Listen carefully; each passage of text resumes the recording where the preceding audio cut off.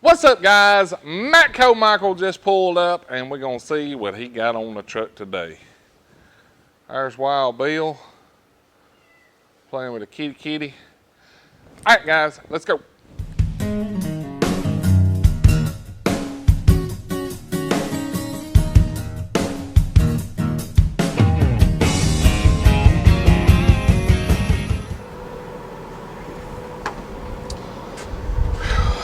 Well, it's Friday. Well, Saturday for everybody watching, but Friday for us.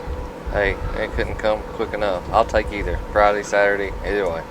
I know it. Man, it's been hot this week, ain't it? Yeah. Well, what's bad is I work Friday, but I'll still take Friday over a Monday any day. Oh, yeah. Like Me too. I'll work all day Friday. You know you're rolling down the short road on Friday. That's right. Seems like Mondays is just a screw-up day for sure. When you climb that hill all day Monday, and it don't seem like you get to the top till about Wednesday evening. I'm not kidding. So, I seen you sold the big Snap-on box. The Snap-on box is gone. It didn't even last a week, so.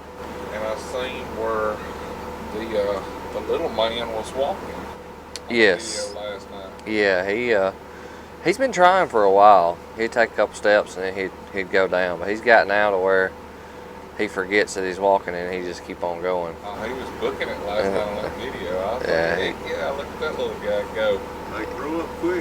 Mine's trying to set up on her own now. I was helping her last night. Of course, she was started trying to lean up, and I reached down and held her legs so she could kind of pull herself up. She sat up on her own. I told Kelly, she's like, oh no, really?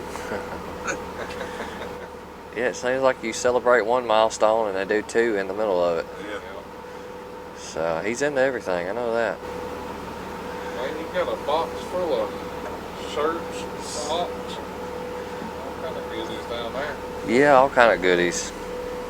Well, I'm surprised that cart is not been sold yet. Well, I took that cart off. That cart rolled. It didn't ride as long as it probably should have because I had to get that purple and Thunderstorm Gray cart in, and I had to pick that toolbox up. So therefore, that one didn't get to ride very long. But now that the Snap-on box is gone, that one takes its place. So I figure it'll be gone pretty quick. There's a lot of people that like that box. So, and then I wish I'd have did the box that I ordered for myself. I wish I'd have done the purple trim. Good. I wasn't for sure about that gray and purple together, but it still looks good. To me, it looks really good. Everybody's different, but to me, that looks really good. That translucent, candy coated trim, which I do, I like that. That's really good. Candy paint.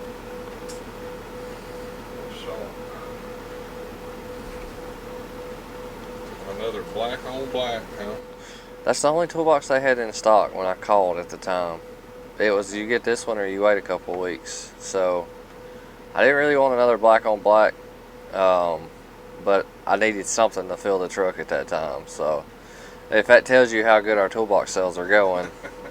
That's the same color that Wally was. Yeah. Which they told me, you know, if it's usually a stock box, it'll be about 3 to 4 weeks.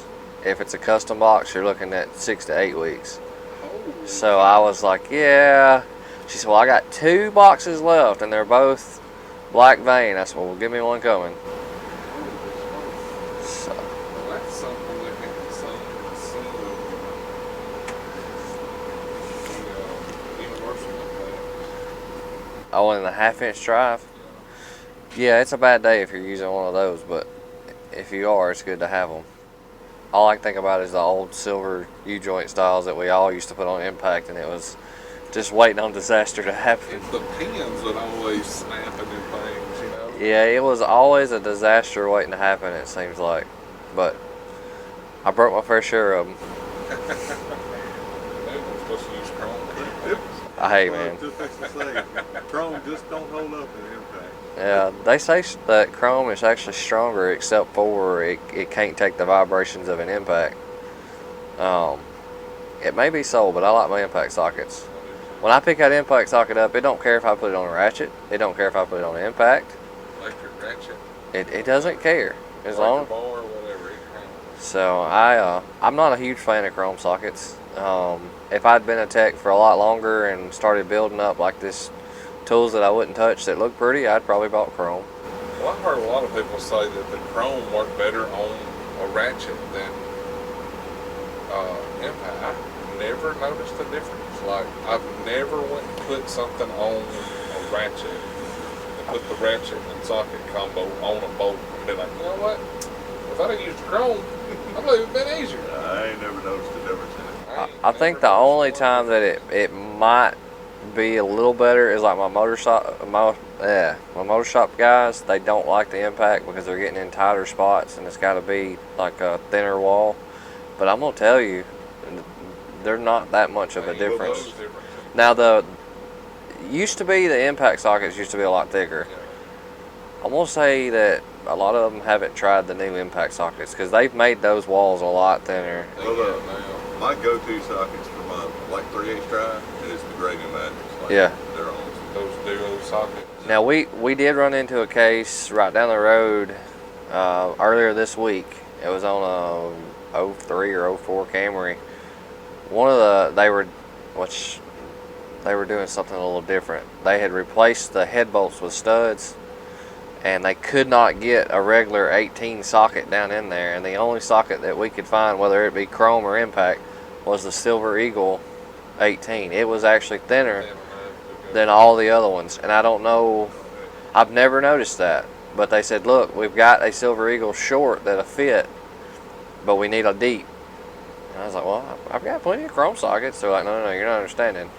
So I went up there, and sure enough, the Silver Eagle is just a little bit thinner. So I happen to have one that would work. So, but I'd never noticed that. But any other combination ever, I've never said, man, I wish I had a chrome socket. Yeah. So I got this in. That way, instead of looking at a picture, we can. The real deal. I've ordered me one too. I want one of those at the house. They're cool, ain't they? Well, I had seen the others, and I had seen that before, but I hadn't really paid attention. But the video of it working, which I know it's not going to work 100% of the time. You're going to have that coil that stops working when it heats up or whatever. And normally it sets a pretty good code, ignition coil open or something. Right. But there's sometimes that the customer actually pays attention to the vehicle and catches it before it's got to that code. So those are pretty cool.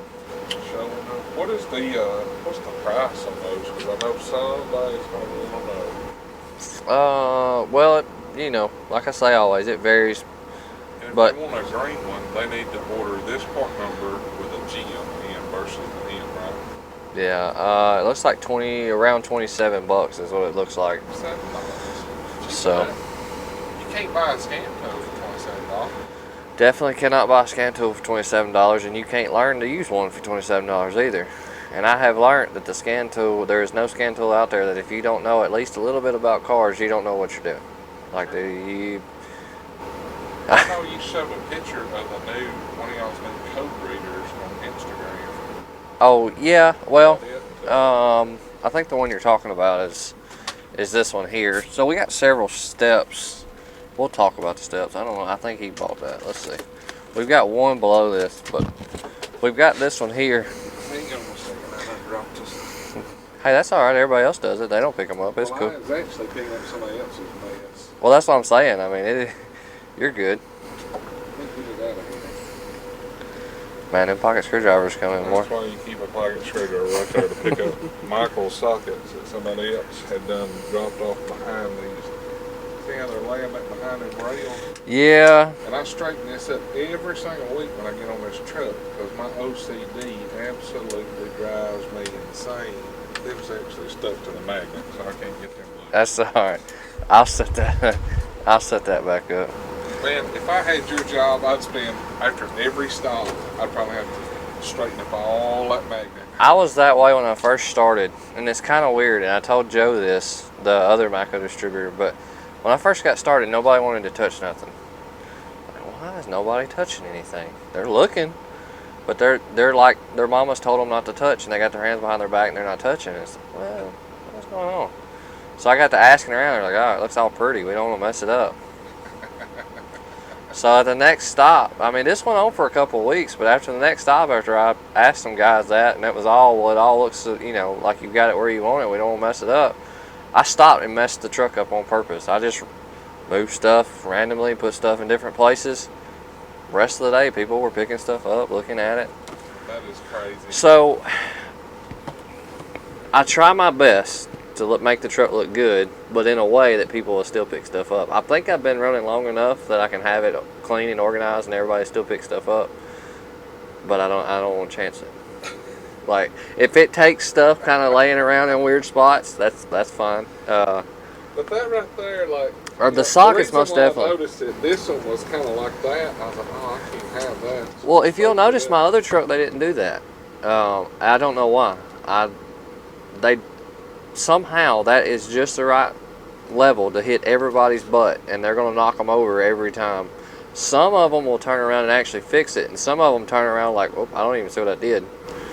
So I seen that one was laying over on its side like that. I straightened it up, and I seen there was a bunch dropped back behind here, so I started picking them up, putting them on there, and that's when I dropped it. And of course, I had to go up in the heater hole. The hole of the abyss down there. So. Yeah, that's fun times. This is the one we actually put on Instagram. So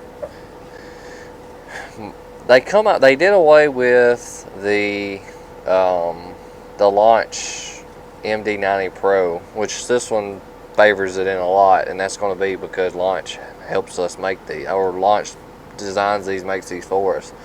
But we wanted to get it in our Maximus lineup. The MD Launch Pro was never in our Maximus lineup, so they come out with this one, changed a few things, made it work a lot, but I like this one a lot better. It's the same design, some of the same features, but they've made stuff easier, changed a little few steps. Right. Cost right there at the same price, it's in the $3s. We've got one that's just a code reader. That's $80, I think, $89. All that's going to do is just tell you the code. It's one of the handheld ones. Everybody's seen them. Yeah, Quick, fast. Yeah. Oh, that's the code. Seen a bunch of customers have them in their door panels because they like to clear the code for a year before they bring it to you. So there's that one. And then we've got this one here, and it does a lot more. It's got freeze frame. It's got the data list. It's got a lot more. It'll do live data. Yeah, it'll do live data. It'll do in the ABS, airbag, transmission, does all that good stuff. Freeze frame is important on misfires and stuff. If the car will save that data, that's great to see, because now we know, okay, it's when it got hot. So do we have a head gasket blown? A couple different things. The coil getting overheated and cutting off. So it'll do that. The only thing this scanner won't do is it won't do your talking back and forth as far as commands. Yeah. So if you're wanting to cut the fuel pump on, this one ain't your deal. And it'll do your misfire count, but you know how you can go in on some of the bigger scanners and cut cylinders and stuff? Yeah. This one won't do that. Any of the bidirectional. So this one's not the scanner for the advanced tech that's going to be doing all that one. I mean, it is if he wants something quick to just read the code and know where to get headed, but as far as any active test, this one's not it. But I put a lot of customers in this one just so they can learn a scan tool. Yeah. Because if you've never had a scan tool and you jump into a $2,600, $2,700, $2,800 scan tool, then you go to or if you definitely jump into a $6,000 scanner, you can get discouraged very, very easy not knowing what to do. Well, this thing's a piece of crap. Well, no, you don't know how to work it. Right. And I try to give that service to where, hey, if you're trying to do something you don't know how, give me a call and I'll figure out which steps. I don't know everything about that scanner, but I know enough about it that I can sit down with my demo and play with it and go, okay, well, he needs to click on this, Right. go to this. So but that's hard when you've never worked a scanner. When they call you and they're like, well, I'm wanting to do this, where do I go? Well, if you don't know that you go to active test to cut something on, then Yeah. you've never had a scanner. Or I've got those calls that's, what is a, rewrite? Well, that's for the VIN. Have you got to put a different ECM in? No. Well, then you don't need to be into that. Get out of that. Like, if you're not putting another VIN in that, then get out. Had a guy call me about a couple of different, like a compression test. He goes, how does it do a compression test? Well, that's relative compression. That's not actual compression. It's looking at different data.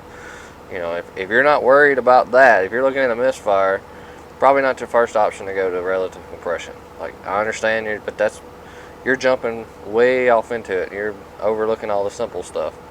So, especially if it's just, you know, got a coil code and you've jumped all the way to a compression. Right. So, this is the one I try to get them in, get them to learn it.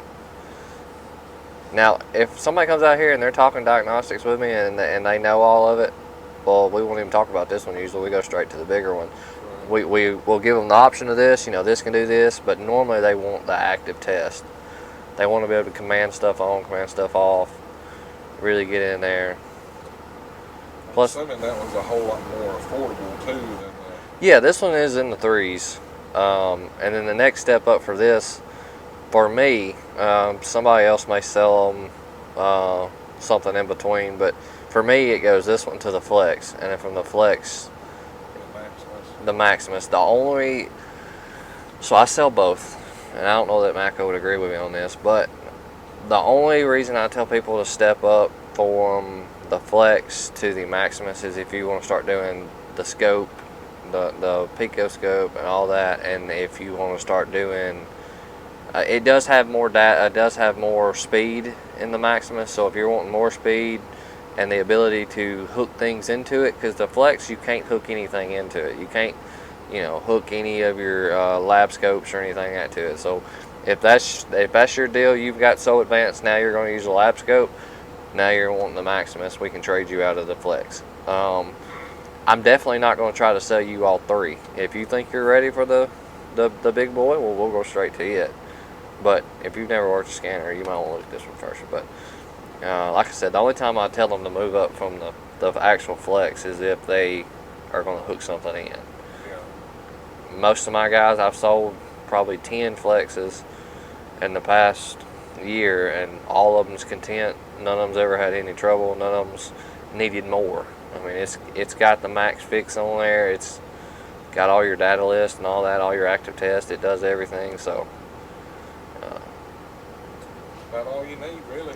Yeah. I mean, you know, for the most part. Yeah, and I can see paying $2,800, $2,900, $3,000 right there at it for a scanner that'll do all that. Which I have the demo for the 3.0. But if I was going to buy my own, I probably wouldn't jump straight into the 3.0 just because I don't use the lab scope or Right. I mean, I have used them. I had to use them a lot when I worked with the engineers with Toyota on certain trouble problems because they don't believe in using voltmeters for whatever reason. They want to see the graphs of the sensors working, which is great, but it's hard for me as a normal tech to get what that graph's supposed to look like. When I was doing it 4 years ago, they didn't have a whole bunch of random graphs. It's like, well, this is a good VVT solenoid, this is a bad VVT solenoid, or this is a good wheel speed sensor, this is a bad wheel speed sensor. Because a lot of them now, it's got the known good picture and the, you know. so when they do that, that's great. I can see using that a whole lot more. But back when I first started, it didn't have a whole lot of that, so I worked around it. Oh yeah, it's just like looking at a bunch of little kids drawing on a napkin or something. Yeah, I mean, I think the first one we ever did was it was either a VVT solenoid or a position sensor. Well, either way, I mean, he told me that it looked good. I don't know. Sure, it's got lines on it. Man, I don't know. So he actually sent me a picture of what a good one looked like, and no, it looks terrible compared to this. He goes, "Oh, well, that's your problem." Well, that's great. How do I get a list of these? He's like, "Oh, well, you know, these come and go. Well, come and go don't do me any good." But I mean, that's just like the 3.0. It actually, they're working on a database with it. It's going to get to where when you've got a code or something like that, you can go to a known good symptom and you can see what the data list is supposed to look like compared to what yours looks like. That'll be helpful. That's what they're going towards, but that relies on us as, well, not really me because I don't work on cars as much, but I guess I can say y'all, the people that have the 3.0, if you're not saving known good data, when you get that vehicle fixed, if you're not saving the data list, you're not working towards getting that data list out there, which we have people out in the field that's doing that. We have people that's going out and saving data off of known good vehicles, but it's going to take a while that way. And we need the people with the 3.0s to be like, oh, I just fixed this hard one. I've got to save data of what it was before. Let me save it what it was after I fixed it. That way everybody else knows, you know. Well, just helping the next person out, right? I know that's hard for us to think, well, I want to help the guy down the road, but in the end, if he helps you, you help him. That's true. You know, I don't know a whole lot of shops here in Booneville that wouldn't help each other if a call come. Right. At the end of the day, do we all got to be paid? Yeah, we all got to be paid, but in the same sense, you know, we're all going to help each other. That's true.